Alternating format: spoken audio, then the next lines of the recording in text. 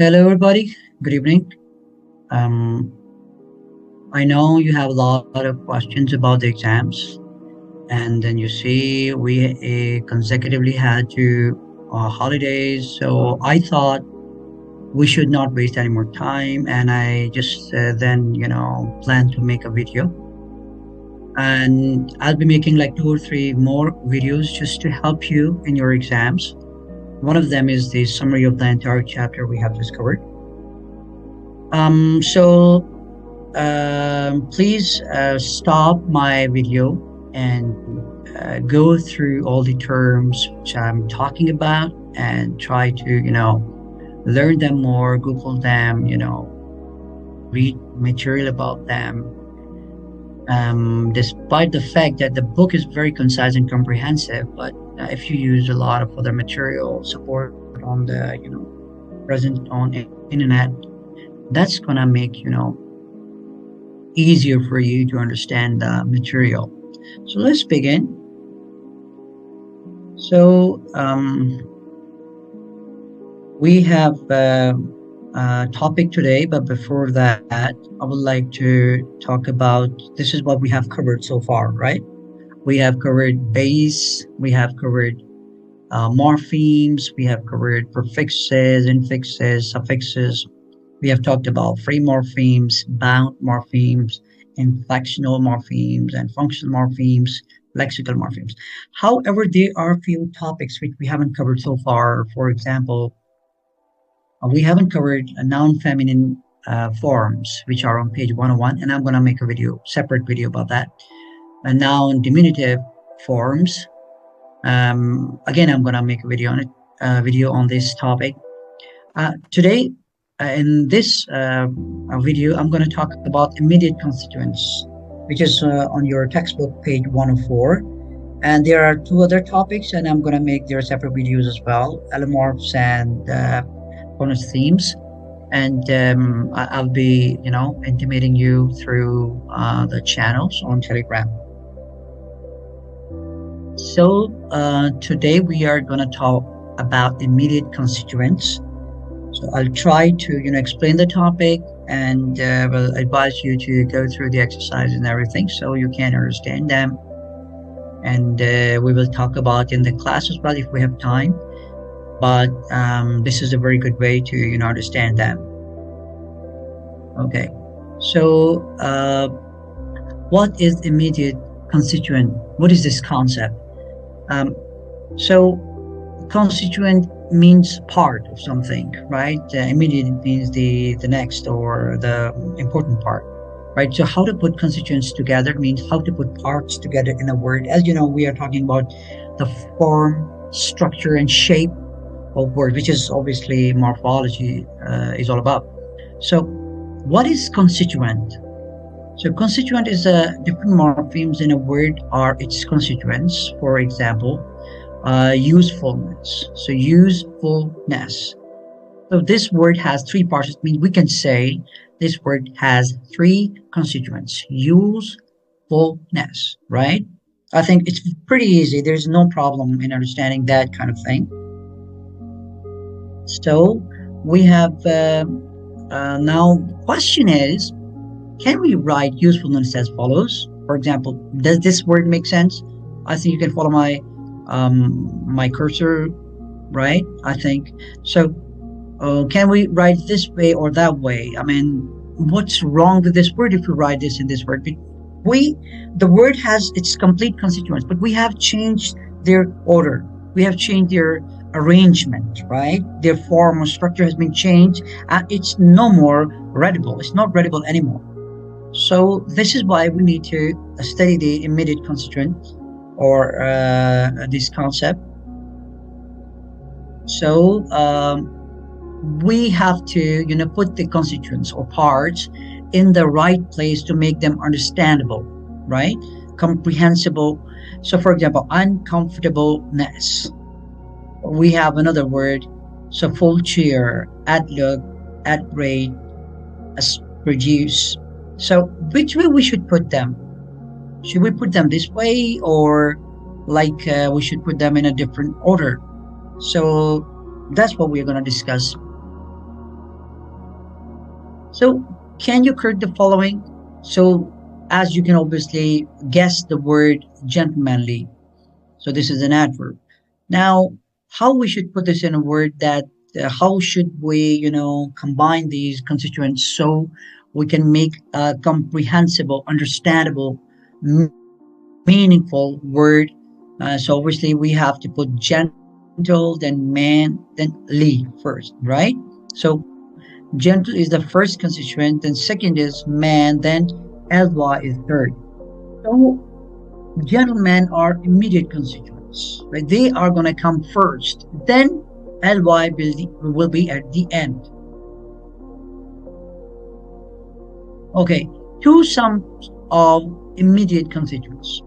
Basically, we study constituents in the pair of two. We call them two sums or a pair, right? So look at that. Useful is actually the understandable combination. So we use it in this way, that useful. So these are two immediate constituents. Like they should be put in this way, then they will turn into an understandable word, right? Fasting, as you can see, this is ing form. We have studied that in many ways. For example, this is inflectional morpheme. Also, this is homophone. We have studied that suffixal homophone. So we can study and recall that knowledge as well, right? So cheater. So should we write this way or this way? So easy to guess what should be the right way. So it's very easy because we have been studying English. We have been listening to that. We have been speaking. So we can understand that, okay, one way is right and other are all wrong. Okay. So immediate constituents are then the combination of words that should be in the right way. Okay, so with three or more morphemes are immediate constituents, then we have, for example, we can understand now why I am discussing this point here, because it's very easy for us to find the word by two morphemes. For example, useful. We understand that use should come first and its immediate constituent is full, so useful. But when we have three or more morphemes, then which should come first? How should we break it down or box them up again? So this is tricky part, right? So reimbursement. Now this is a word.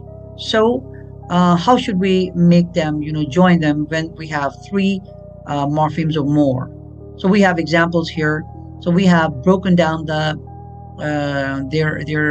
constituents, and we want to know which way. We have tried different combinations. So now, can you guess the word, or can you guess which way is the right one to put the constituents together so they can turn into a meaningful word?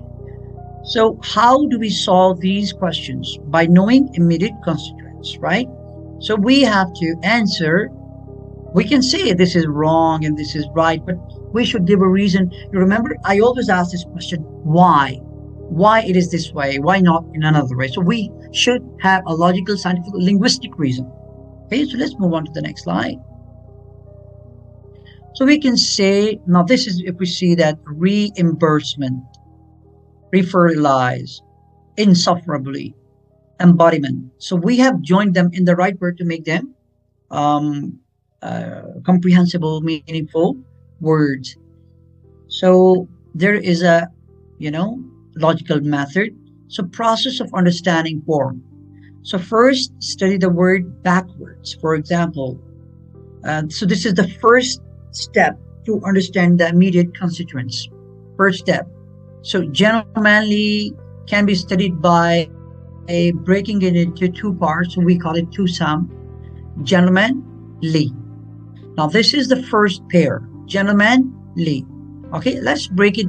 So words, when we have more than two morphemes in a word, then that word can be broken down into 2-3 steps. So the first step is we break it from the outer shell towards inwards. So we break it down break this word gentlemanly down by removing ly and gentleman. Okay, as you can see. So we broke down here in two parts. Now this is the first pair. Let's break it further. This is step 2.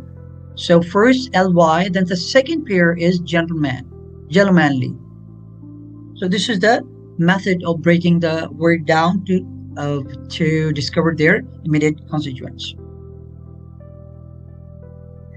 3 rules. Now there are 3 rules to follow to make to understand and to analyze a word of its about its immediate constituents. Now, first one is separate inflectional morphemes first. So if you don't understand how to break down a word in the right way, you should separate the inflectional morpheme. You remember inflectional morphemes, or you can even call them inflectional suffixes, right? So, for example, da. The sound is inflectional suffix, right? So it comes at the end. So we can see that downgraded. Now, the first step would be to know its immediate constituents will be removing or separating the inflectional morpheme, the. Okay? Okay, second step is find a free morpheme in the word in the second step. So, for example, in the downgrade, the free morpheme is grade. And in the, for example, in this example here, independent. So, in is the inflectional morpheme, right? Dependent and depend plus ent. So depend is the free morpheme, right? So we separate in the second step depend. Then we find out they're all 3 immediate constituents. So first is in dependent, second is in plus depend plus ent, right? The meaning of the constituents must be related to the whole word. We should not break them in a way that they don't make the meaning of what they mean as a whole, what the meaning they make as a whole, right? We cannot do that. We have to break them down in a way that they give the meaning of the whole word. Okay, so for example, insupportable, as usual, we will separate the in first and then free morpheme from the bound morpheme, then we will have the immediate constituent. So in short, we can say that insupportable has 3 immediate constituents. First one is in, second is support, and third is able. So this very easy, not very difficult thing to study. Okay, next is what is the standard rule to study the immediate constituents of a word. Every constituent must be a morpheme. This is the thumb rule. This is the first thing we should follow. So every constituent must be a morpheme. So it should give complete meaning. Okay, so we have different words broken down in different ways. Now, can you guess which combination is wrong and which is correct? So note the lessness is not a morpheme. Therefore, we can say that this is a wrong immediate constituent breakdown. We cannot do this way because we have to make meaningful morphemes. Now we can see unlawful. So unlawful is we first break down it with the what do we call it, the bound morpheme first, and then we find the free morpheme in it. So un plus lawful. So unlaw is not a word, right? That's why this is wrong. So we should break it this way: unlawful, then un plus law plus full. So this will be the correct way of breaking down the words. So basically, blue ones are wrong. So here you can see this life plus lessness and unlaw plus full. These are wrong. So that was very easy to understand. Let's move on to the next word, reimbursement. We can see again, we remove or we separate the inflectional morpheme, which was for the plural. So reimbursement plus plural separated it. So this is the first immediate constituent. Then on the second step, we find the free morpheme. Then we separate it from another bound morpheme. Then we have all the complete immediate constituent, process. So this is another way of demonstrating how we can break down helpless into its constituents. This is again, because it has just two morphemes, so it is help plus less, very easy to break it down this way. And the second one is constituents of reimbursement. So we have broken down this word into 4 steps. Step 1, we separate the inflectional morpheme. Then we further break it down, reimburse plus meant. We found the root word separate of it. And this was a step 2. Number 3, what we did, we took another morpheme, bound morpheme from the deeper imburse, right? And then we broke it down into further im plus burst. So how many steps were used to break this word? We had 4 steps. Remember, we always break a word in pairs in every step. Now, this is very important tip here, that we always break a word in pairs in every step. So here are some examples given from the book, and I think they are very easy to understand. Like, which one is the first step? So because this word has just 2 morphemes, so we can break down in just 1 step. However, embodiment can be broken down into 2 steps. Insufferably can be broken down into 4 steps. So step 1, separate the word with the inflectional morpheme at the end. Then find the root word, which is insufferable. We separated with that. Then sufferable.